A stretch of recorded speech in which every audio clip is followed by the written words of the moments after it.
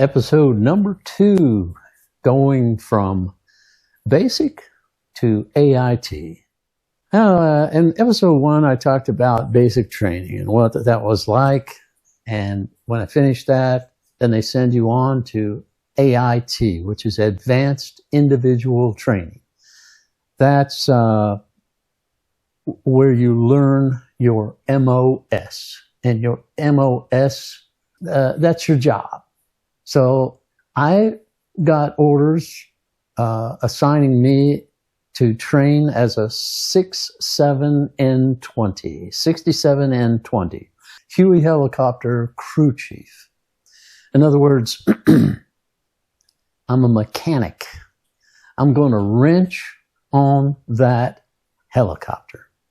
And I was a little bit disappointed because if you'll recall, in episode 1, I talked about the AFQT, the American Forces, or Armed Forces. I think about the radio station, AFVN, American Forces Vietnam Network. That's why I'm always calling the AFQT American Forces, but it's the Armed Forces Qualification Test.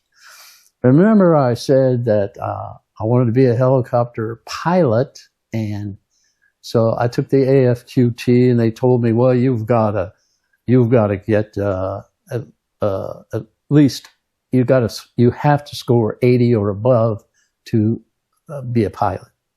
And like I said, I really thought I could do that, and took the test. And at the end of basic, that's when you find out what you're going to be. And that's when I found out I'm not going to be a pilot. I'm going to be a helicopter mechanic. And like I said, well, I wasn't thrilled about that because, I wanted to fly. And they said, hey, no problem. You're going to fly. You're a mechanic and you do all the work on the helicopter. And then when the helicopter goes and flies, you go with it. That's to make sure that the maintenance you did on that helicopter is up to snuff, because your ass is sitting up there if it falls out of the sky. So, that was that made a lot of sense. But then you become the right side door gunner. So, all right, then, I get to shoot the machine gun. Hey, that's cool. So that's how I became the door gunner. It's like people ask you, well, what did you do in Vietnam? I was a door gunner. I mean, they understand that. Everybody knows what a door gunner is. But if I said, I was a crew chief, they go, what? People don't know. So now you know. I was a crew chief and a door gunner. A crew chief does maintenance and flies with the helicopter. And actually, the helicopter is assigned to the crew chief. You're the head schwanz of that aircraft. I mean, you don't own it, but it's yours. You call the shots on it. You got this logbook. And everything that happens on and to that helicopter gets written down in the logbook. And you got the power. You can decide whether it flies or whether it doesn't fly. And I got stories about that because I ran into problems in Vietnam with pilots. Not very often, but I did have a few encounters where a pilot was going to force me to fly. We're going to do this, and I'd go, no, we're not. And, I'm just a little spec 4, and I'm telling a captain or a major, nah, we're not doing that. And fortunately, I'm in charge of the helicopter. But that's a whole nother thing. Oh, and before we get to that, there's something I want to clear up.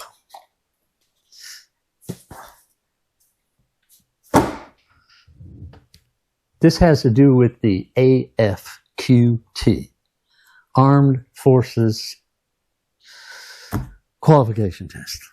Remember I said, I just got through saying it about, I wanted to be a pilot, but you got to score 80 or better to be a pilot. And you didn't, Mr. Hill. So you will go to Fort Rucker, Alabama and become a crew chief. Yes, sir, and I'm on my way. But in the early 1990s, I requested all of my military records. That's these. And that's a lot of stuff. And I was looking through all that, and guess what I found? I found my AFQT test. And guess what I scored? I scored an 82. I could have been a pilot. But I figure it like this. At the time, the Army probably needed crew members instead of pilots. They probably needed mechanics instead of pilots. So, that's one thing about the military. They do what they need, or they do what they want to do, and you just suck it up and go with it. But anyway, it made me feel better to know that I actually did score high enough to become a pilot. But in hindsight, I'm glad I became a crew chief because I got to become a door gunner. I got to experience both worlds. I got to fly, I got to shoot. And it's a lot of fun shooting that gun, I'm telling you. But anyway, let's go back to AIT. So I'm going to go to Fort Rucker, Alabama, and I do. They put us on a bus, and, there was a few other guys from I don't know, graduation or whatever, who were going to Fort Rucker, Alabama, and away we went. We go from Fort Leonard Wood, Missouri, all the way to Fort Rucker, Alabama.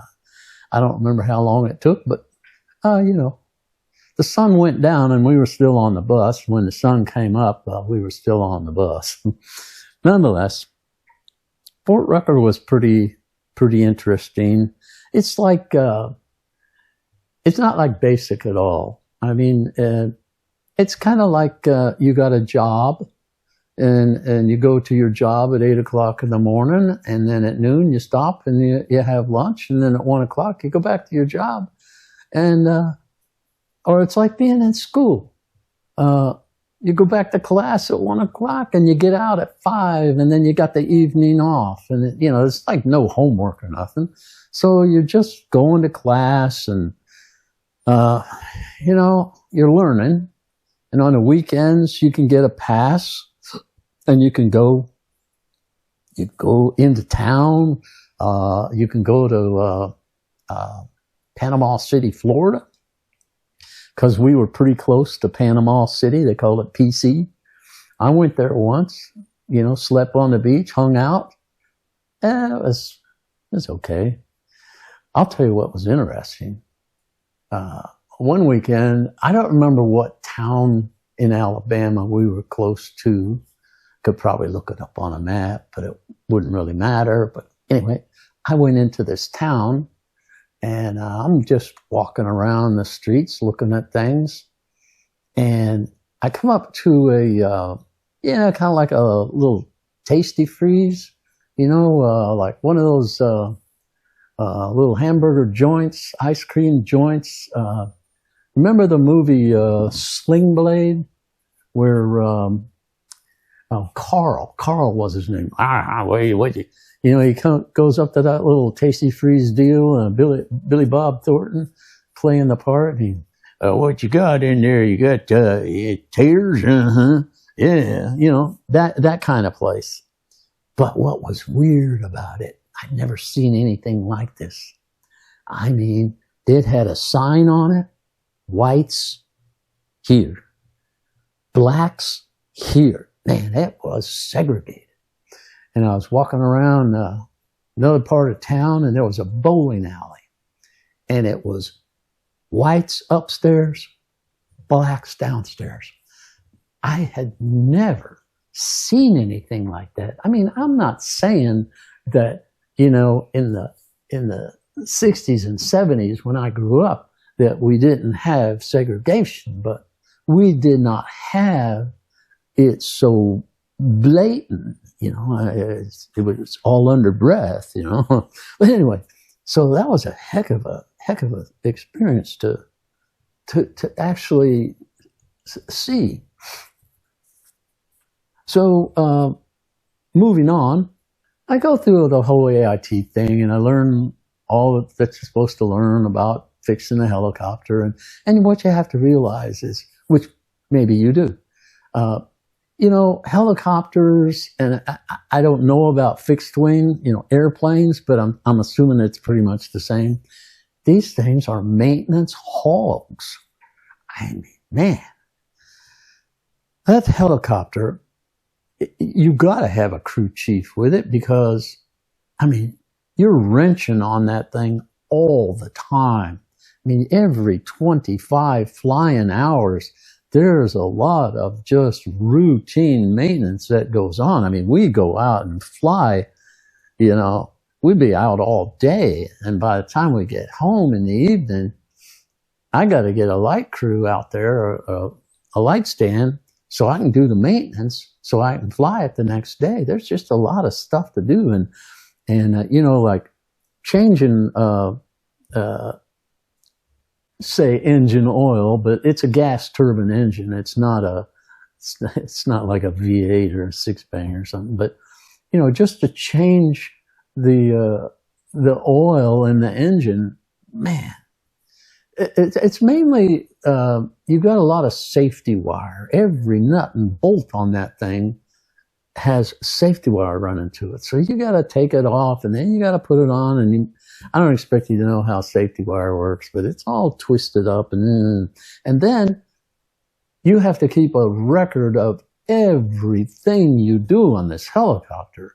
I mean, every nut and bolt that you turn, you got to write it down. So it's just a lot of work. Now, the door gunner, his job is to take care of the weapons. The crew chief does the maintenance. And like with my door gunner, we kind of made a deal, and we worked together. I helped him with the weapons, and he helped me with the maintenance.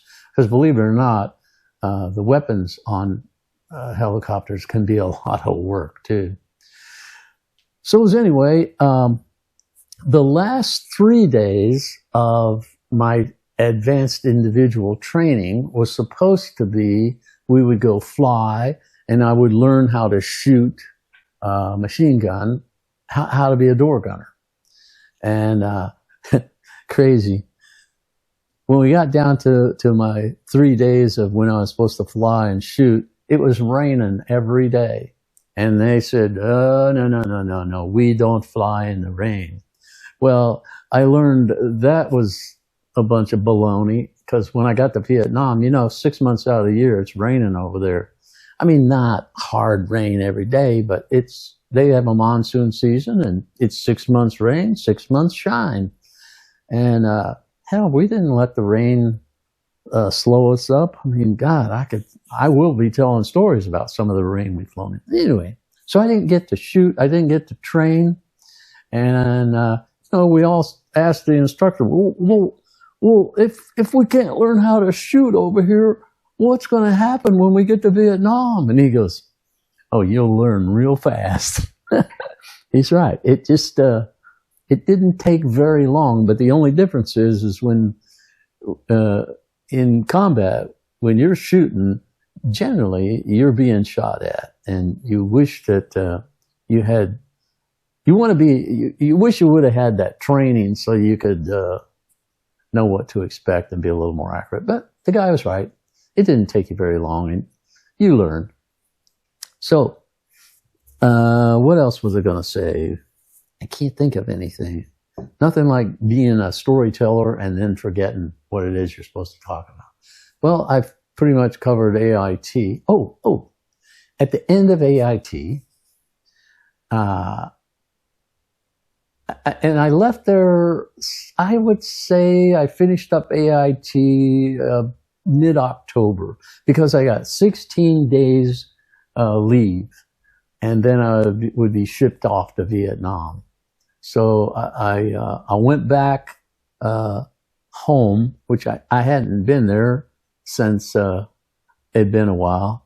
And so I went back and took 16 days off, did a lot of drinking, a lot of partying. And boy, when it came time to get on the airplane and go to Oakland, that was tough.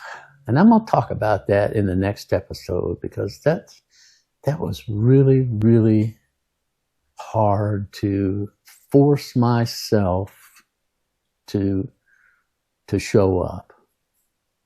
Obviously I did. Anyway, so that's in our next episode.